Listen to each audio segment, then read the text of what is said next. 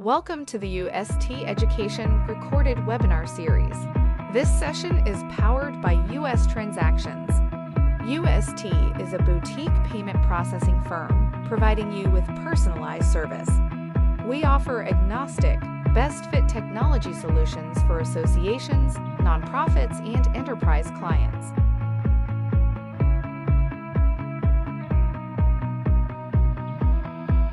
Some of you have probably heard the story before, but I think it's worth sharing. In 1997, in a Manhattan conference room, Deep Blue, the AI developed by IBM, beat chess grandmaster Garry Kasparov. And everybody said, oh my God, this is the end of chess. This is the end of, whatever. Humans are now going to be bested by AI forevermore. And Garry Kasparov probably was, kind of smarting a little bit from the loss, kind of got up and said, I'm thinking of doing something different. So he started organizing what Kevin Kelly called mixed martial arts competitions, where AIs were pitted against grandmasters, and AIs were partnered with grandmasters, pitted against AI alone, grandmasters alone, and other AIs partnered with grandmasters. Now, this is a little bit dated, but this is talked about in Kevin Kelly's book, The Inevitable. And you know what Garry Kasparov found? An AI paired with a grandmaster was still more likely, slightly, but still more likely to beat an AI alone. Now, think about that. An AI has access to every game ever played by every chess grandmaster. But an AI paired with a grandmaster is still more likely to beat an AI alone.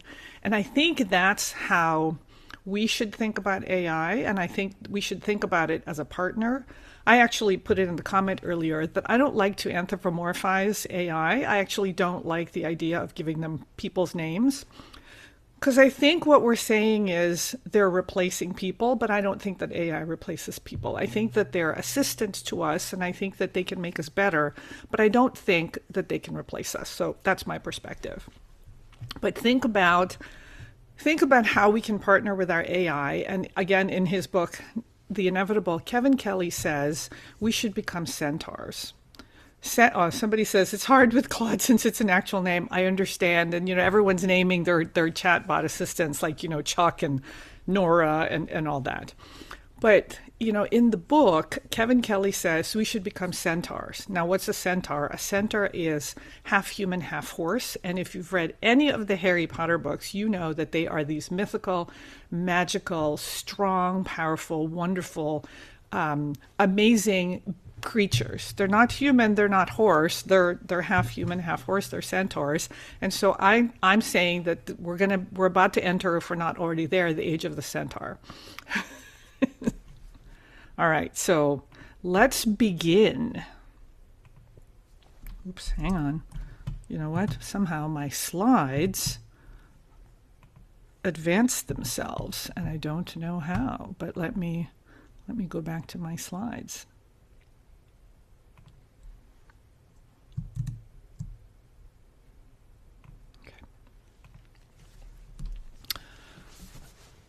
So I'm going to be talking about using AI to power smarter membership and marketing strategies. I think we're all thinking hard about, how do we use AI? Where do we use it? How do we use it? What's the smart, ethical way to do it? Where do we actually insert it? I welcome comments. It's a little bit challenging for me to speak in comments. So if there's a question, Wade, I hope that you'll, let me know, and I'll try to keep up with the comments as well. All right. So my question to you is, how are you currently using AI? What are you doing with it? How's it helping you in your organization? And while we're looking at that, I am going to kind of guess that within most associations, most of you are using AI to really amp up your productivity. you're using AI to write blogs faster, you're generating social media posts, I'm seeing meeting minutes, agendas, drafting design solutions, clean up data, create conference descriptions, etc. You're summarizing member server data. I bet a lot of you are doing that things, brainstorming, etc. And so, I think for most of us, it's a very tactical use of AI. And as a result, what I'm hearing from our clients is that it's really improving staff efficiency because people can pull together a blog post on X topic. They can get a bunch of experts in the room and develop the next course, or take a journal article and develop a quiz out of it. So output is increasing, and hopefully burnout is decreasing because people maybe have a little bit more time in their day to think hard about, the things that they need to do in their jobs, because maybe we're getting rid of some of the grunt work. So this is increasing productivity, but my question is it transformational? And what I want to tell you about is a story that I had with one of my developers. This is actually Zach. And we were having a conversation with the developers, and we run at Matrix Group a non-developer AI cohort that meets weekly to talk about what we're learning and kind of what we're finding out, and showcase what we're doing. We also have a developer cohort, and that cohort is for clearly the developers, and they talk about what they're learning and what tools they're using, etc. And one of the developers actually said to me, Joanna, using AI to do things like code a little faster probably makes me 10-15% more productive because AI can type faster. But he said, it's when I started using AI much earlier in the process to help me really architect what I'm doing, to help me think way ahead about what it is that I'm coding. That's when I started to see a difference. I actually had one developer who said, I see myself as much more of a coding supervisor these days because before I write any code these days, I actually have a conversation with my AI about how I'm going to approach the project. And he said the conversation might go on for several hours before the AI assistant and I actually start writing code together. So very, very interesting kind of perspective on how to use AI, because I think a lot of us are saying, I'm going to write the blog post and then I'm going to have AI edit it, or I'm going to have AI maybe write the blog post and then I'm going to edit it. But the question is, how are you thinking about using AI in a way that's truly transformational? So I'm seeing lots of comment here. More efficient drafting of basic content. When we use AI to write code, you save time. My perspective is when you use AI to actually architect the system, to think about it much earlier in the process, to say, what are we not thinking of? How should we frame this? How should we architect this to avoid rework? What are some perspectives that we haven't thought of? How can we think about how we're going to test this in the beginning? And by the way, AI, this is the kind of results that I'm looking for. When you actually involve AI much early in the process, our experience and our position is that you will avoid rework, you will unlock different perspectives, and you will create something new. And this is where the transformation happens. And it's not because AI is unlocking all the perspectives. It's because working with the AI helps you unlock different perspectives.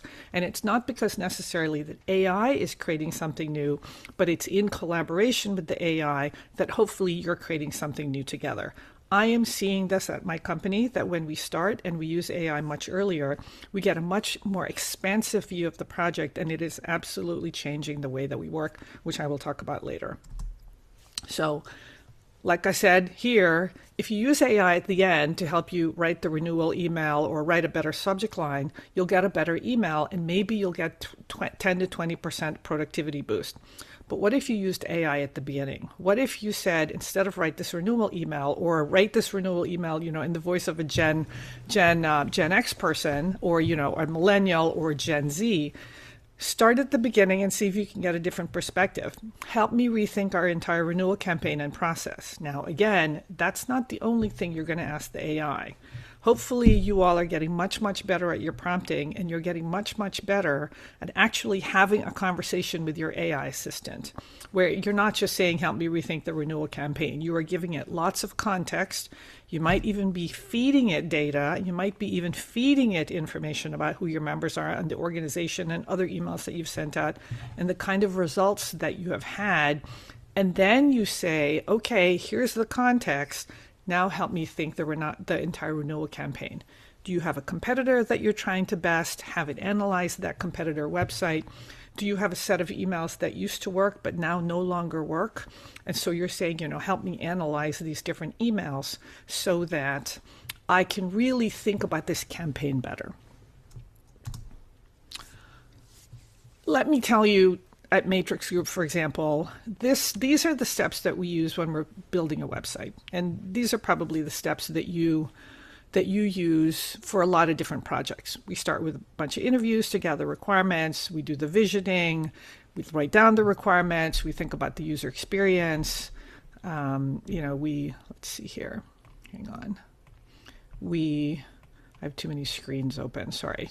We develop the design, all these different steps.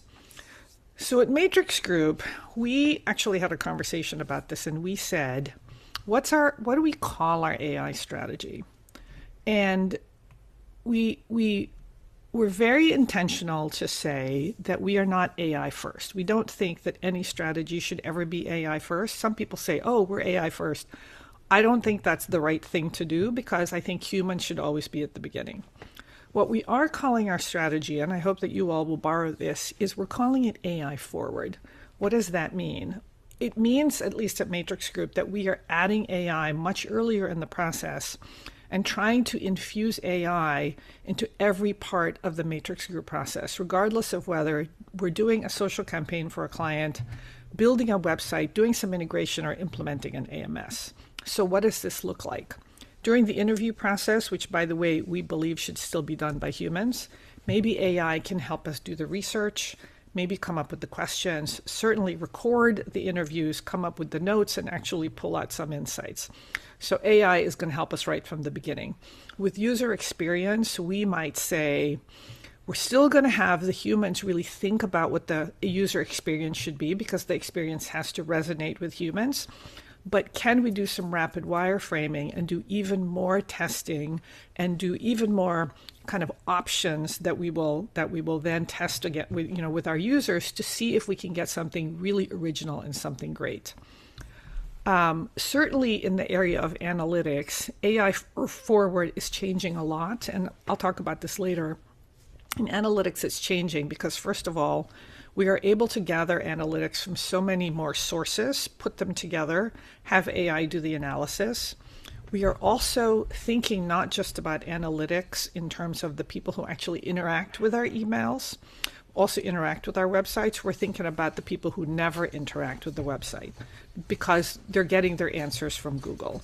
So there's so many different ways that we really are thinking about this process with the content migration. Instead of saying, well, maybe AI can help us to clean up the content, we're saying from the very beginning, can AI really help us with this process so that when we do the migration, it's even more accurate, it's cleaned up, it's categorized, it's summarized, etc.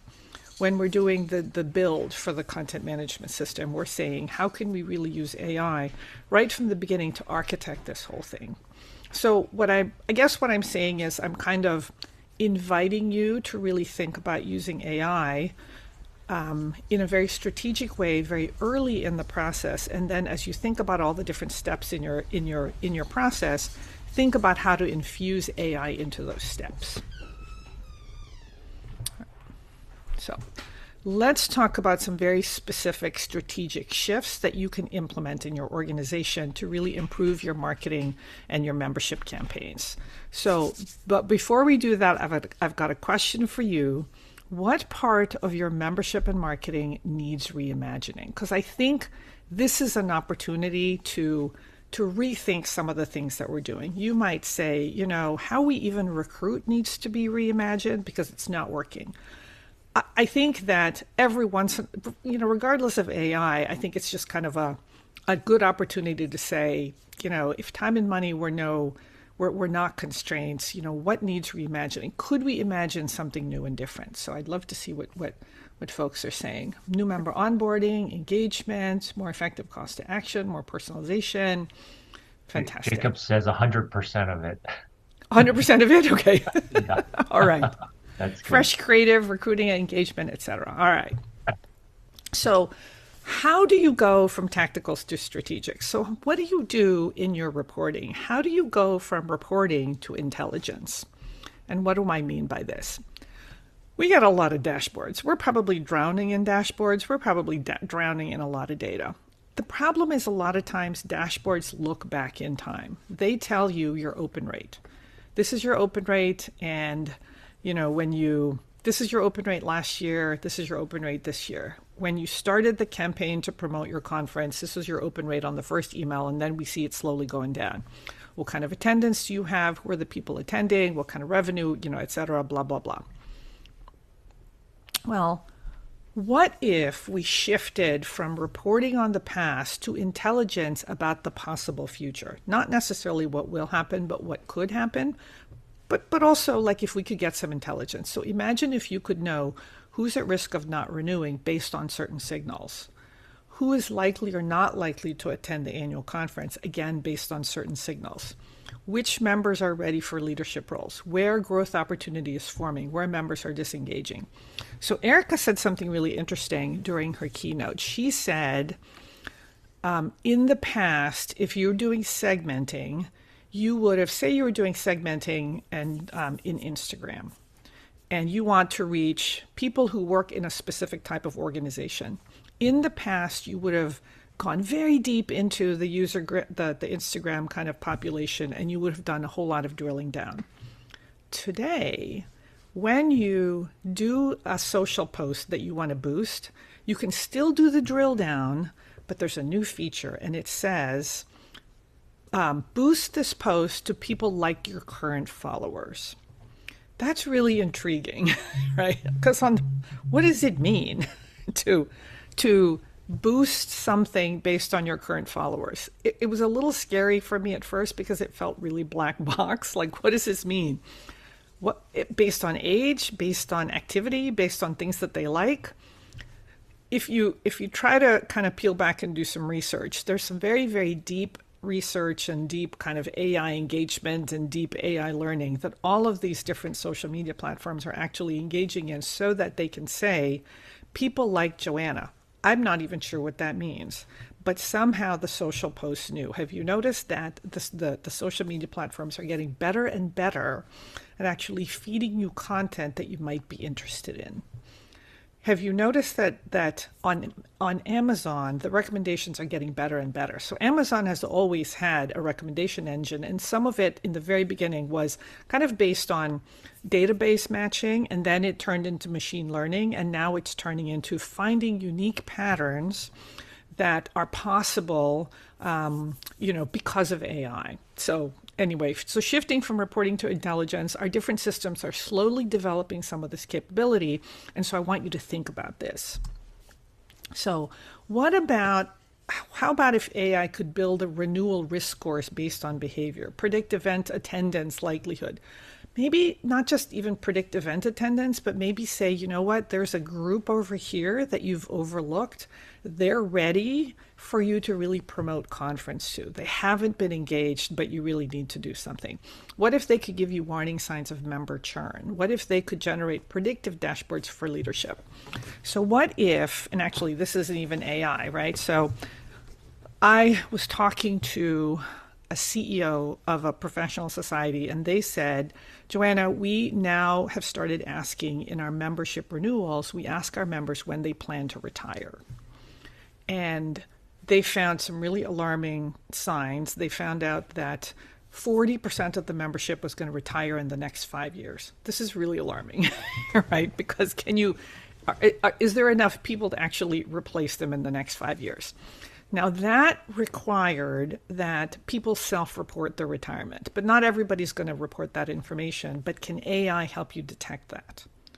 Once you got a whole lot of information about people, you can actually start to do that. Again, some of this is science fiction. Some of this is actually happening already. And then can AI actually help you spot some emerging trends, analyze industry pubs and policy changes? You can actually do this today with some of the tools. You can actually have Gemini, for example, scan the news and let you know about policy changes. You can actually ask AI to take, for example, the notes from your last year of board meetings and do a sentiment analysis and say, what's happening with the board? You can actually have it listen to the board meetings and ask it to do a sentiment analysis. The notes may not show that there's kind of a subtle but rising level of tension within the board that the notes aren't adequately capturing.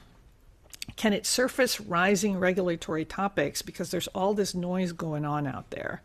And can it help you identify emerging skills gaps? Again, I'm just throwing out a lot of things that maybe in your field, in your industry, you might say, wow, it would be wonderful if we could do this, like maybe engage in a session where you're actually thinking very, very broadly about the things that you wish you could do, and then see if AI can help you. And not just the tools that you're using today, but there might be some very specific tools available out there, or some specific tools that you're going to build to monitor some of these things. So what if you could identify 10 at-risk members 3 months early? What would you do?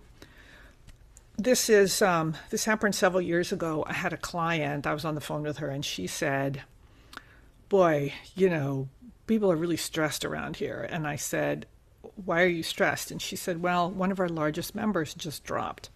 Oh, that's terrible. What happened? They called the member, and the member said, we didn't use you for a year, and so we decided we didn't need you. Now, you don't even need AI to do this, right? Because you could have done that with some very, very good reporting. The problem is these early warning signs are all over the place, right? It could be such a subtle thing that your very specific database reporting just didn't catch it. AI these days can actually help you with some of these early warning signs. Even very subtle differences, it can catch. What if you saw early signals of topic interest with programming and event planning shift? Here's something that's interesting. We work with one organization that says, Joanna, we plan our symposia 3 years in advance. So we have to know 3 years in advance what topics the scientific community that we serve is going to be interested in. This is a gigantic, right, kind of predictive thing that they have to do. So they have that kind of issue. But the other issue that they have is in this particular scientific community, what they call things shifts.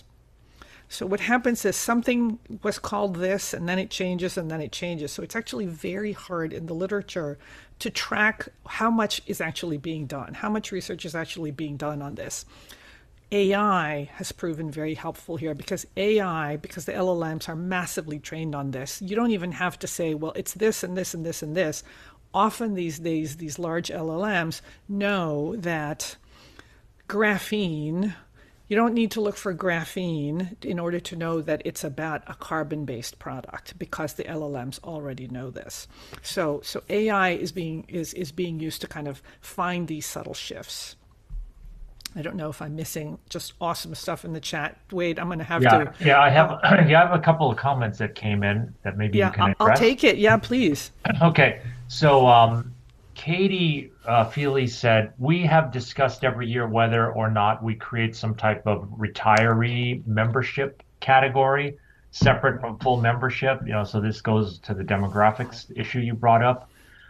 So I'm just thinking, would AI help with the intelligence on creating something or helping to think through that? I don't know. What do you think about that? Barbara also. I think the answer is yes. I mean, I think, especially in certain professions, I think what happens is, especially maybe in trade associations, people retire and all of a sudden they're not associated with a company anymore. And so they feel like this is a profession or an industry that I cared so much about, but I've kind of been cast aside. So even if you're a trade association, maybe consider thinking about a way to kind of keep those members involved. And I'll tell you a really great story that has nothing to do with AI, but it's, Wade, it's a story that I discovered from the research I'm doing on my book. Guys, I'm writing a book on how associations helped save America during the pandemic.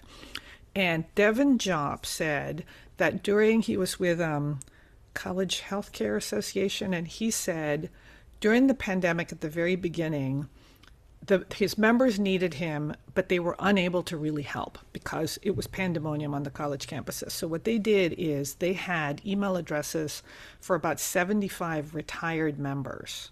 They reached out to them and said, would you help us develop school closing guidelines? 40 people raised their hand, and he said they did not sleep for 6 weeks. Retired members who for 6 weeks developed the university closing and opening guidelines that then were used by universities and colleges all over the country. So imagine the gift that they gave, and thank God they had contact information for retired members. So I will just say that. So I guess along the lines of what you're saying about using AI for like intelligence as opposed to just reporting, like association could potentially start using the AI to help them develop this like retiree membership category or something like that. Yes. Like so here's a thought. You could use AI to create different personas. I'm a big fan of this. Use AI to create different personas, feed it a lot of information, have conversations, and then create a new persona for a potential retired member. Have conversations and say, you're from this profession. Here's some real people. What would entice you to continue to be involved in the organization? Would it be a heavy engagement that you're looking for or light engagement? What kinds of benefits would you value, knowing that you're no longer necessarily financially in the business? What type of events would entice you, and at what price point do you think we could kind of continue to keep you involved? Again, the information could be total crap, but it could be an interesting way to get some fast data, but also just the act of having that conversation sometimes with the AI frames your thinking. And then you can go out to actual retired members and say, here's what we're thinking. It's a little bit more of a baked idea instead of just, kind of half baked or not baked at all. That's what I would do. So I wanted to show you in our association management system, Matrix Max, we have something called Matrix Mouse. And Matrix Mouse, basically we say Matrix Mouse scurries around and sniffs out insights. And so when there are insights, you'll get a little alert in the top right. And when we first introduced Matrix Mouse, a lot of these insights were purely database driven. But then over time, now some of these insights are going to be much more kind of AI driven, right? In the past, it might have been, hey, you've got a whole bunch of members that don't have a primary contact, or you're seeing a decline in the number of new profiles being created. So that was, based on some very specific, database searches. But now that we've got, AI capabilities, the insights are becoming much more granular, even to the client, which we think is really interesting. The other thing that we have that I thought I would just show you is for every single person and every company, if you've turned it on, what you can do, and this is just test data, is you can kind of run a Gen AI engagement summary, and it will on the fly take, I think, 3 or 5 years of history of the company and all the people and give you a summary. So it's my boss is about to visit X company, and we need some insights, and this will quickly, based on the kind of the prompts that we've given it, kind of give you a summary of their engagement, but also tell you if the engagement has been on the rise or on the decline, and give you a couple of snippets, like, they've got a lot of people on this committee, et cetera, or they have no people on committees, things like that. So these are some ways that I know membership database companies are kind of infusing their systems with AI, and I thought I would just share this with you about how we're infusing AI into Matrix Max. Okay, so what about going from static to personalized member experiences? Again, going back to Erica, when I heard the session, I thought, oh my God, she's teeing me up perfectly, for my session. If you think about it, let's take a product, let's take an annual conference.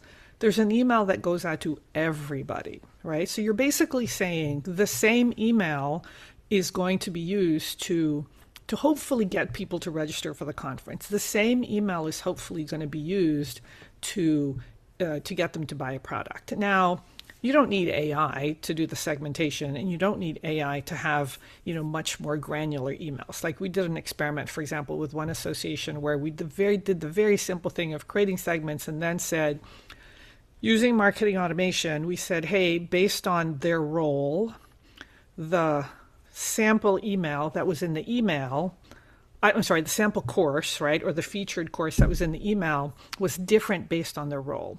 So if you were the head of a school, the featured course was, from conference was this. If you were a religion teacher, or if you were, a chaplain, it was very different. And the open and the engagement was so much higher because the featured course was really, tailored to them. You don't need AI for this. AI, however, can take this to the next level. AI can say not just certain segments of the email, but maybe the whole email can really be customized based on certain things. So what can AI do? It can dynamically recommend content. It can adjust homepage modules. It can personalize event recommendations, tailor renewal messaging by engagement tier, and even adapt onboarding journeys based on, say, the first 30-day activity. Now, some of this you can already do, and you've been able to do this for a long time now with marketing automation. AI is allowing us to do personalization at the person level, not just based on a segment and not just based on a single thing. So I'll give you an example. Again, I think we've already talked about this, but I'll kind of build on this. If you personalize content based on age or based on role, you might get it wrong. I'll talk about an example in a second, because what you'll sometimes find is people will be interested in content based on their role. I'm a safety director. I come to you. I want safety information. Or they come to you for something not part of their role because they already have the expertise they need in their role. So I'm the safety director and I'm really good at my job, but I really need you to give me information about AI. So that's a very different kind of signal. And if you're doing the recommendations just based on one variable, you're going to get it wrong. So if you said to Joanna, because you're CEO, we're going to give you all this like high-level CEO stuff, but really what I want to learn about is podcasting, and I clicked on a page on your site that's all about podcasting, that's a very different signal. So the question is, how do you collect these signals? How do you figure out what's noise and what's actually important? And fortunately or unfortunately, this is an art form. It's not science, and it's different for every organization. But the possibilities are really endless. So here are just some things that you could do. So on your website, member logs in and AI prioritizes content related to events they've previously attended, articles they've read, committees they're on, etc. So just based on like behavior. Certainly, if someone is a certification candidate, they see next step guidance automatically. They don't need to log in. They don't need to go to the portal. It just says, hey, we know that you're going for the dog grooming certification. We already know that you've taken these 3 courses. There's a course coming up next week that you need. So it automatically knows you. And then, hang on, I think okay. And maybe, again, based on tailored messaging, based on level of engagement, right? So the email message about renewals, if I'm not very engaged, might have one message. But if I'm someone who's really engaged, maybe it's all about, continuing the engagement, thanking them for engagement, really doubling down on, how to continue the networking, et cetera. So again, I'm making stuff up, but how can you really tailor the messaging based on certain variables? Maybe it's content delivered based on engagement. And then what about this? I mean, again, you can already do some of the stuff with marketing automation, but what about action triggers? Like you can already do this with marketing automation. So for example, if you have a new member and they don't fill out their profile, or they don't access the directory, or they don't visit the calendar, you can say, okay, send this information. But what's awesome about this is you can actually create much more granular journeys that AI identifies and triggers based on different behaviors, instead of you having to figure out every single journey. That's the beauty of this. So I'll tell you about a project that we're doing for this particular organization. This is their current site, and the new site is going to be very different. I can't show it to you because it's not live. It's scheduled to go live in May. But I wanted to tell you about what we're doing. So we are adding personalization to this website, and here's what we're doing. There's going to be personalization in certain parts of the site: the homepage, the resource center, and the calendar. And it's going to take data from their membership database. So it's going to take demographic data, member type, title, and state, and company type. We're also going to take their attendee history, their purchase history, and their committee participation. We're going to combine that with browsing history. We're using AI to suss out what they might be interested in, because you never know for sure. And then we will match those interests with content on the site to have like recommendations, kind of like on Amazon where it says you might like. So it's going to say events recommended for you. And for every person, the rules are going to be different. If somebody is, say, more junior, it might recommend a local event. If they're more senior, it's going to recommend certain things. It's not simple recommendation based on categories, and it's a little bit fiddly. I'm happy to spend more time talking about this at lunchtime if people are interested, but there's a whole lot that we are finding out and learning. Again, one learning that I told you is just because their title might indicate they're interested in something doesn't mean that's what they're going to be interested in. And we're finding that in some cases, browsing history is a much more accurate kind of picture of what they might be interested in, but it also is based on depth of the browsing. Did they go to a page multiple times? How long did they spend on the page, etc.? So that's kind of where we are with personalization these days. It's very, very exciting. Okay, so here's my next question for you all. What data intelligence do you wish you had, and how would you use it? And so what data intelligence do you wish you had? Man, is that even proper grammar? Anyway, and how would you use it? Okay. So how do we go from mass messaging to tailored communications? Again, large broadcasts and same message to everybody, to smaller segments and more tailored communications. So we sort of talked about this already, but here's what AI can really help you do. Auto cluster members by behavior patterns. Just try it, right? Take your data, take your open rates, take your membership data, ask AI to create some micro segments. And even if you have to do some of this stuff manually, try doing some testing. So the other thing is like AI can help you recommend optimal channels. This is kind of interesting. How can it do that? I'll show you an example. You can maybe optimize send timing per segment, or you can even, if you've got a system like a HubSpot, for example, they will track like when people are opening the emails and actually at the individual level say, this person tends to open your emails in the afternoon, this person tends to open your emails in the morning.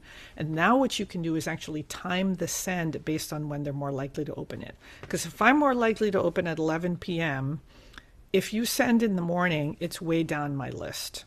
But if you send it closer to end of the day, maybe you're more likely to get an open. So that's the kind of stuff that AI is making possible these days. The other thing that you can do is just reduce over messaging by identifying.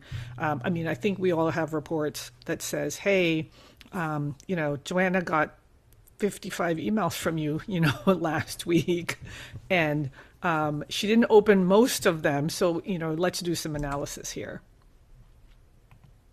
Okay. What else can we do? AI identifies members who haven't attended an event in 12 months, and it triggers a re-engagement campaign, or maybe says, look, they haven't attended an event in 12 months. Offer them a coupon, because offering them $50 off and getting them to do something is probably going to help you. First of all, it's a registration. It ups your numbers, but also it's now going to improve their re-engagement. Maybe AI notices increased downloads around a topic. And again, you don't need AI for some of these things, but it's so hard sometimes to just generate all the different reports. And then AI flagging just highly engaged members. What we find is often organizations are kind of fishing in the same pond when they're looking for volunteers. Okay, so I thought I would show you this. This is HubSpot. HubSpot has something called Breeze, which we use. And it's not always right, but it's interesting in what it's trying to do. So we asked, hey, how should I communicate with this prospect? And this is what it said. It said, hey, prior communications have been via email. You've not sent any SMS or WhatsApp messages. We do with some clients. And, this is a B2B website redesigned with a 30,000 K amount and stage decision making. And all the prior emails have been this tone, or all the prior emails have been this tone. And so basically what it's doing is it's kind of recommending a different type of, like, what kind of follow-up you should have with what kind of tone. Again, it's just data. You don't necessarily have to follow it, but it's kind of interesting that HubSpot thinks it can actually even give you this type of analysis about how to follow up with a prospect. Okay. Now, what about from internal efficiency to actually adding to member value, like making members say, wow, this is something that's really changed in my life. So today, AI can help us draft, summarize, analyze, report, etc. But when does AI become part of the member value? So it's not just helping you get a blog post out faster. How is it actually adding, right?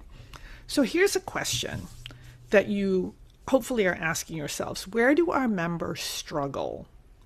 What questions do they ask us repeatedly? And where's friction, both in how they interact with us, but in their daily work? Are there tools that you can be developing that will help them with their daily work? And so what can AI do? AI can create knowledge assistants trained on your standards, compliance assistants, industry benchmarking, comparison tools, career pathway navigators, skills app analysis tools. I mean, so many things that maybe in the past you couldn't do because there was no time, no budget. But again, I'm kind of encouraging my clients to say, what have we always wanted to do but couldn't? And now with AI, could we? Doesn't mean that you should, but the question is, what could we? Just an example. So FMI, one of my clients, they put out a lot of research. And the research, there's 5 years of the MEET report. There's how many years of FMI Speaks and how many years of FMI supermarket trends. They created an AI research assistant that is members only, that's been carefully trained, and now members can ask questions about the research and ask it to actually provide insights and comparisons, etc. So this has been very well received. It took months of testing and tweaking the data and even prepping the data, but now they've got this FMI research.ai. They did not give it a name, by the way. And then here, I thought you might be interested in this. This is SQFI, the Safe Quality Food Institute. This is not Gen AI. I guess it is Gen AI. They are a standards making body for the safe quality, basically for the food industry, for growers in particular. And we built a system for them to manage the standards and the comments around the standards. And just actually last week, we launched the standards being dynamically generated from a database and translated using AI into 9 languages with careful review and careful dictionaries. So now the standards are available in 9 languages. And as they make changes, they'll be available as well. So this has really opened up lots of possibilities. In the past, they would pay for manual translations. And sometimes they just didn't have budget to make a specific standard. They have 16. Some standards were not available in some languages because they felt there wasn't enough demand and it was too much money. But now every standard is available in every language. So that's where AI has, kind of opened up possibilities. All right, so question is, if time and money were no object, what big, hairy product or service would you create? So, and there's a question here, with all these opportunities, how do you focus on 1 or 2 things? Aha, we can talk about that. Maybe we talk about that at lunch, because that's a bigger question. And I'm around at lunch. Okay, so what What big, hairy product or service would you create? An AMS that actually works. All right, let's talk. Legal risk, compliance assistant tool. Okay, online medical journal specific to our industry. All of this stuff is absolutely available. Okay, there were questions, I'm watching my time, about how do you prep your content so that you're the answer, right? So we're calling this from going from publishing content to owning the answers. What does this mean? This is super important. So here's what's happening. Members are not searching the way they used to. They're just not. They're asking the AI tools, they're getting summarized answers, and they're comparing sources instantly, right? How many of you have ChatGPT or Gemini or Claude or something open all the time, right? I have a tab open all the time. It's on my phone and it's on my desktop. And I have it open all the time. And if it's a question that I think I just need a quick answer, when is the ASAE annual conference? I can go to the website and navigate, but I will just ask Gemini. Gemini will have the answer. And so what's happening is 60% of searches today are zero click. And I want you guys to really think about this. It means that 60% of people who are doing a search in Gemini or Bing or Claude or ChatGPT are not going on to the source. It used to be that we wanted to be in the top 10, like on the first page, so that then people would click to our website. But today, people are getting the answer from the Gen AI answer that's provided. That is often quoting a single source or pulling, information from multiple sources and generating the response. So here's a question for you guys. So say you're a certifying body. If someone asks ChatGPT about certification requirements in your industry, who does it cite? Is it you? And the way you do this, guys, is don't just type it into Gemini or Claude. You got to do it with a clean browser. And if you don't have a clean browser, then at least go to incognito in Chrome. So right click on Chrome, go incognito. That's going to be as clean as you can get. And then ask a question. And we've had this, we've done this exercise with clients and they're horrified. They're horrified that someone else is being quoted, even though it's their certification. They're horrified that the answer is wrong. They're horrified that Gemini has just wrong information about their industry, for example. So what do? We need to optimize for answer engines and generative engines. And this is the art and science of answer engine optimization and generative engine optimization. So Leah, my director of marketing, and we do a whole lot of training on this. I'm going to give you the 5-minute version, maybe even the 3-minute version. AI prefers clear questions, direct answers, structured content, definitions, and specific guidance. I find that if I say, who is ABC organization, and I go to many websites, I can't find the answer. It'll say things like, we've been around for 100 years and we advocate for the industry and do the very best for them. Or we provide the very best training. But what AI is looking for is, we represent gastroenterologists who do this. We're US based, we have this many members, and this is what we do. Like, this is what Gen AI is looking for. So you've got to find. So Anne said, I just asked ChatGPT about where to find CMC regulatory challenges. Fantastic. If you did it in an incognito browser and you were first, fantastic. So if you're not, then you've got work to do. This is really a strategic shift from just publishing content to owning the answers. You've got to strategically update and draft content for AEO. You got to use natural language queries, so your headlines have to probably change. You want to extract valuable content from the PDFs and gated content, and you want to add FAQs and definition libraries and summaries of a lot of your content. And I'm going to show you some examples. So if somebody says, who is the American Society of Association Executives? There's got to be a really clear answer to that somewhere on the ASAE site that is easy for the answer engines to find. If I say, who is Wade Tetsuka? There's got to be good information on the UST website that tells me who weight is. Otherwise, it's going to try and grab it from other places. So here's just some examples. Everything on your website these days, blog posts, articles, etc., add a summary, because the AI engines love the summary. Write natural language headlines. This is we do some ghostwriting for this site, Construct Your Future, for the Electrical Training Alliance. And notice, what's the difference between an electrician and an electrical worker? And then there's a summary. How about this one? What's a toolbox talk? Because that's big in construction. What topics are covered? Who leads the toolbox talk? Those are H2. So even how the information is structured matters, because now what you're doing is you're blending AEO and GEO with SEO. SEO still matters. You still have to be authoritative.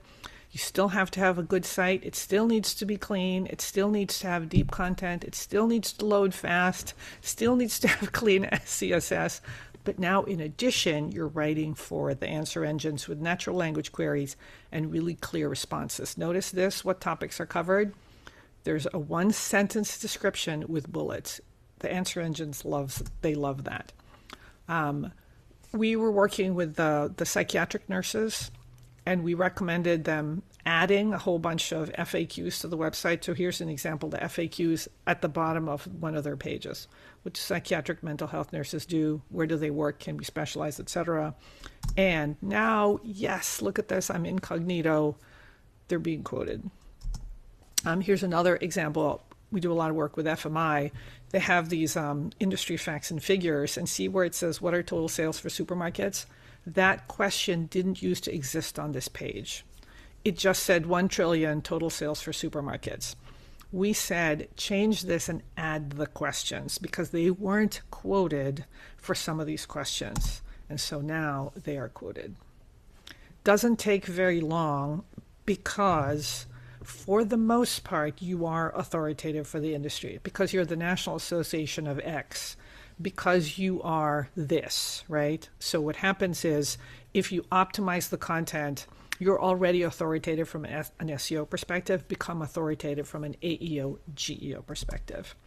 Now, here's another thing that we've been doing. If you've got gated content, this is for the American Association for Biotherapies and Biologics. Instead of just for this content, this content is members only. Instead of the content being completely gated, where you immediately go to a login, now what we do is we have a field that allows them to put a summary. So not just the first paragraph, because often the first paragraph is kind of a lead up and doesn't have it, but like that, and then it says, hey, log in, join, etc. So what's great about this is the answer engines and the search engines now have a URL, right? Advancing cord blood-based cell therapies. Now the search engines have a URL, and it can still grab enough of the information to be able to cite it and have enough information. Because if there's no other information about it, then they're more likely to be cited. But also, the AABB website is already authoritative.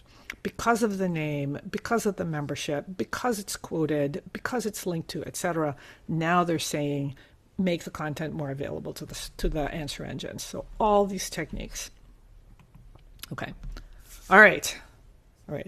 I got 6 minutes. My question to you is, what's one thing you will do differently as a result of today's session? I'd love to know. And the reason I ask this question is, telling the universe means you're more likely to do it, right? And so, all right, use AI more. I'm going to tell you a really fun thing that happened to me last night.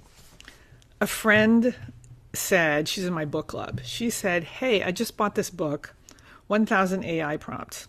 And she said, who's interested in getting a prompt of the day, and then we share what we learn? And I said, oh my God, all in.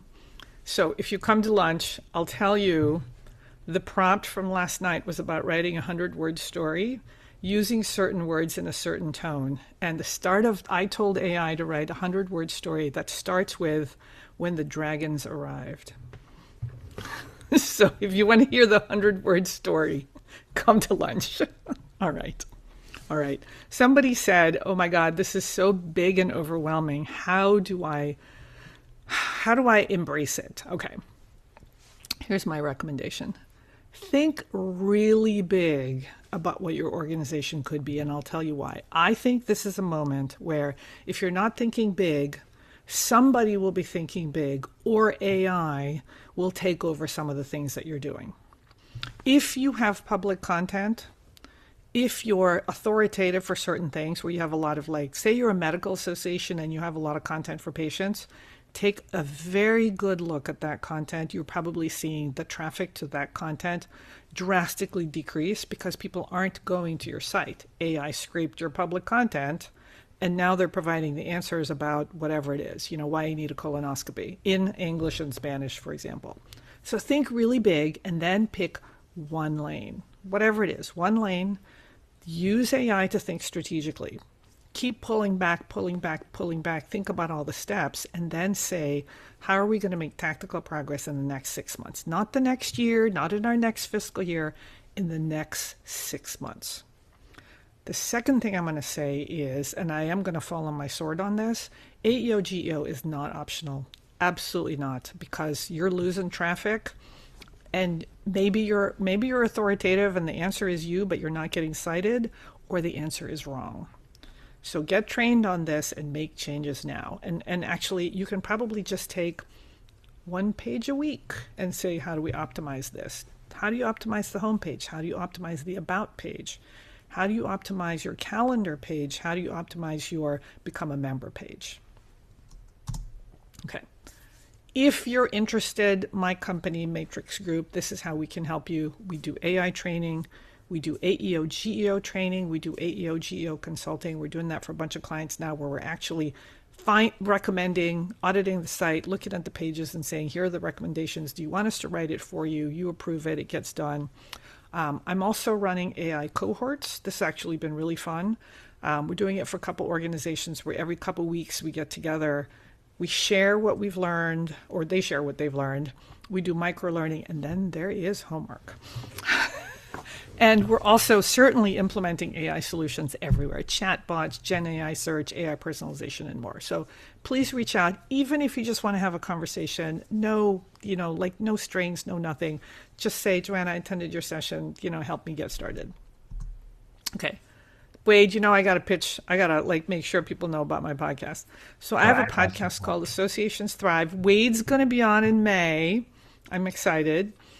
Every week I interview an association CEO about their personal journey. Is that an actual picture? Yes, that was an actual picture. About their personal journey and the things their organization is doing to thrive. I never know what I'm going to get. It's a masterclass every week on association management. So please, if you're an association CEO, I'd love to have you on the podcast. If you're not an association CEO, I hope that you'll listen. It's everywhere. And finally, this is me. That is my cell phone, and that is my email. And I will take some questions. I think I got a couple minutes, and then I'll be around at lunch. Okay. Yeah, I didn't. Let's see. A couple of people, just to show you how they were paying attention. Boy, Bill Adler said he's going to start rethinking how AI becomes part of the member value proposition. Mark Cannon says experiment with personalization for a select symposium. So Find out more about optimizing content for answer engines, evaluate website content for AI prompts. Yeah, there's so much that you can do here. And again, you don't eat the elephant one bite at a time, right? Right. I mean, you don't eat the elephant in one go. You do it one bite at a time. Yes. So Joe. Yeah, go ahead. No, go ahead. I was going to just say, if you would put your contact information in the chat there, because your screen only showed the contact information for a short time. Here you go. Yeah. Perfect. I'll close with this. I'd love for you guys to think about something that I said at the very beginning, which is this isn't an AI first strategy. This is an AI forward strategy. So think about what that means for you. And then I will say, for those of you who are in positions of leadership, this isn't a tech tool only. It is certainly a tech tool, but this is truly transformational in how we think about services, how we provide services, but in some cases it's also existential. AI is threatening some fields and also creating opportunities, both for the members as well as for the staff. So I'll just close with this by saying, if you're in a position of leadership, think also about what this is doing to your staff, to their identities, and to your organizational culture. So think about that. Awesome. So thank you very much, Joanna. That was phenomenal. Again, we will provide all of the content or the slides to everybody. We had